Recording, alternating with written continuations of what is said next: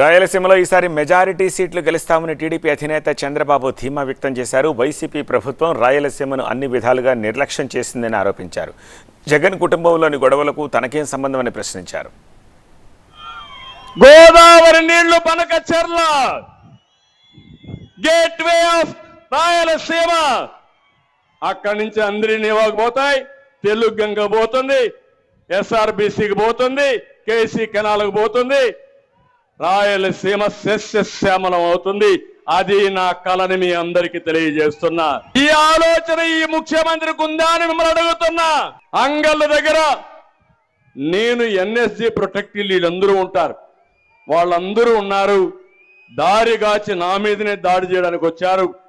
ఇదేంటని అన్యాయం అడిగితే 307 అంటే అటెంప్ట్ టు మర్డర్, నేనేదో వీళ్ళందరినీ పెట్టుకొని చంపడానికి పోయానని నా మీదనే 307 కేసు పెట్టారంటే తమ్ముళ్ళు మీరు ఒక్కసారి ఆలోచించండి. నేనే లెక్క లేకపోతే మీరు ఒక లెక్క అని మిమ్మల్ని అడుగుతున్నాను. నేను ఆ రోజు రాయలసీమలో ఎలక్ట్రానిక్ హబ్గా తయారు చేయాలని తిరుపతి కేంద్రంగా టీసీఎల్ కానీ, హీరో మోటార్స్ కానీ, జోహో కానీ, సెల్కాన్ కానీ, కార్బన్, డిక్సన్ ఇలాంటి కంపెనీని తీసుకొచ్చా. ఆటోమొబైల్ హబ్గా తయారు చేయాలని అపోలో టైర్స్ ని, హీరో మోటార్స్ ని, కియా మోటార్స్ ని తీసుకొచ్చా. ఇప్పుడు ఏమన్నా ఒక్క ఇండస్ట్రీ వచ్చినట్టు ఎక్కడన్నా పేపర్లో చదివారా మీరు?